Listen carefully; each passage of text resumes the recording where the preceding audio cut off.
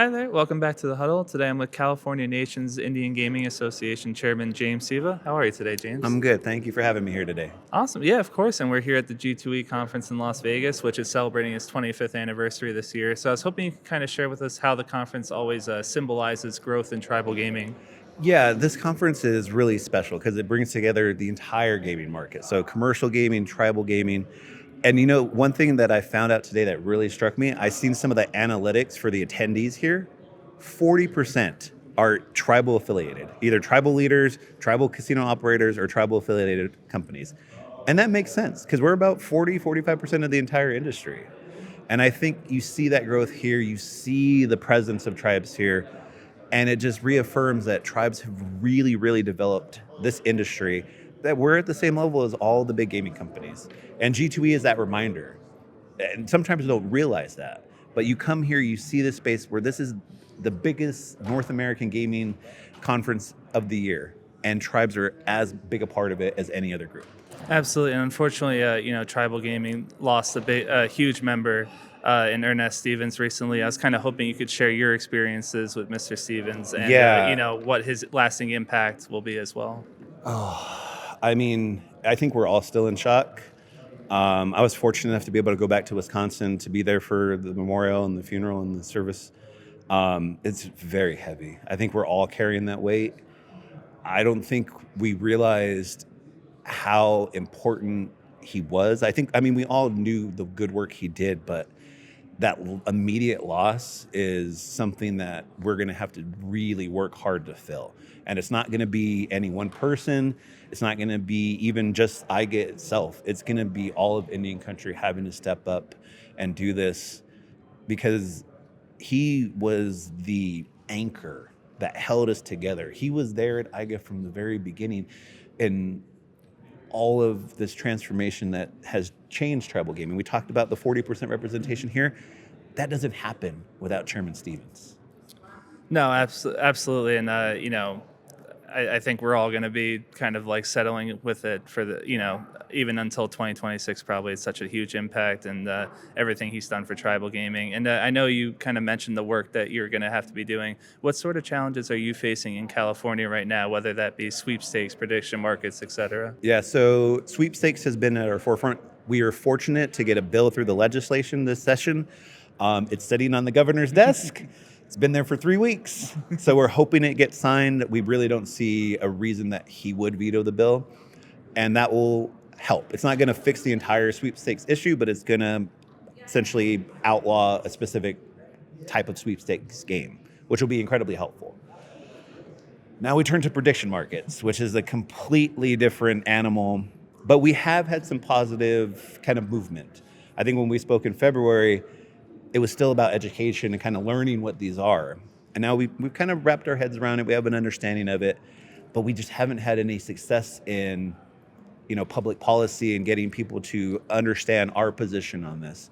But recently we have. There was a court case that came out of Nevada yesterday, essentially giving the opposite ruling to Crypto.com that they gave to Kalshi, which is great. It's a good, little first step for us. The nomination of Brian Quintence being withdrawn, it's another good sign for us. But this is going to be a very complicated fight. And it's something that is going to be bigger than just Indian country. This time we're not going to be able to do it ourselves. We're going to rely on some, strategic partnerships. And we're working that right now.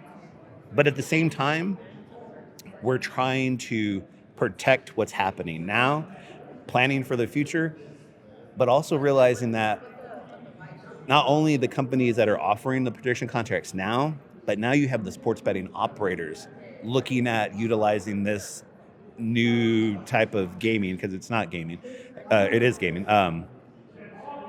And that, I think, is going to be a bigger effect here in California, because as you know, California has been talking about sports betting for the last 5 years. And so if those operators can find a way to get into the market, I really don't see a way that they don't utilize it. Yeah, I was kind of wondering, like, how do you foresee those spaces, prediction markets and sweepstakes growing?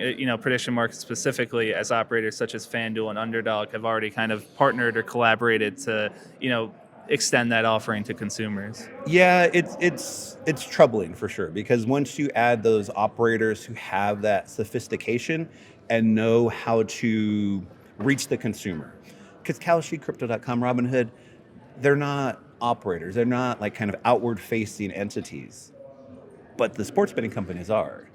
They know how to market, they know how to collect the data, they know how to get the most value out of their customer.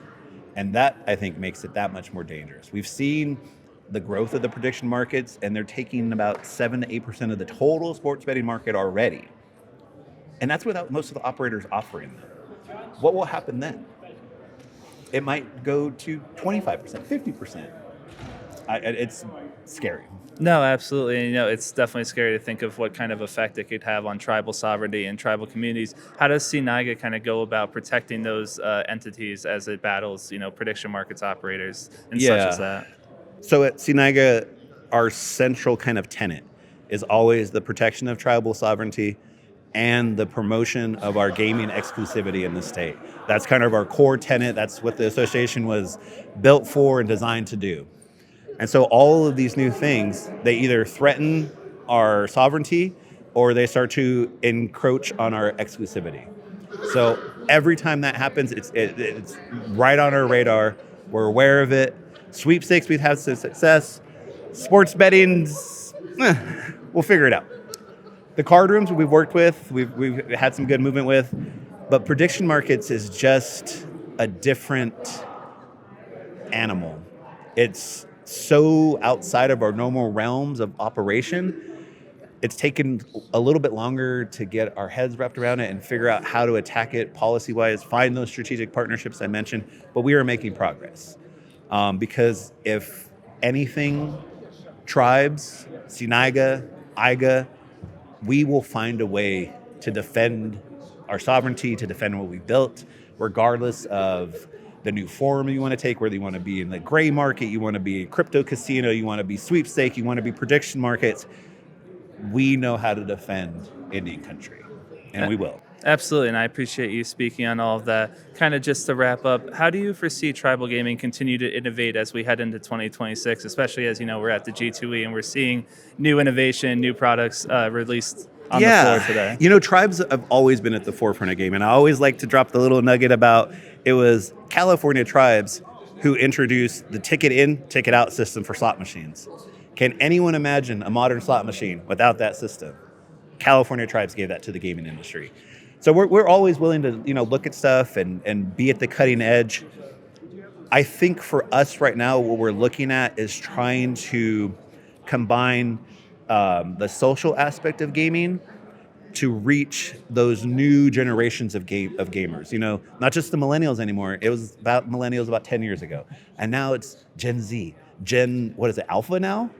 Those are like maybe the teenagers. Beta, yeah. But it's an entirely different way you approach them. You want them to become your regular clientele, but they're not looking to come and sit at a slot machine. So you have to change the way you're approaching your clientele. Maybe it's new restaurants. Maybe it's more skill-based games. Maybe it's non-gaming amenities.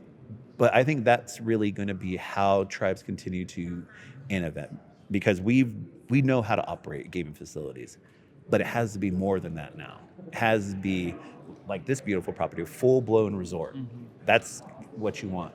I heard this analogy, and I really like it, is you want to defend against the one no vote. When there's a group of friends going out, you don't want that one person to be like, well, there's only gaming and drinking there, and I don't drink, I don't gamble, there's nothing there for me. And that one no will stop that whole group from going to your facility. You have to stop that no vote. You have to have something for anybody who walks through your doors. It seems simple, but I do think that's like the next kind of small stage of innovation, is just understanding the next generations of clientele a little bit better. Yeah, I would absolutely agree with all that. And I appreciate you taking the time today, and thank you for speaking with us. Thank you so much. I always appreciate it.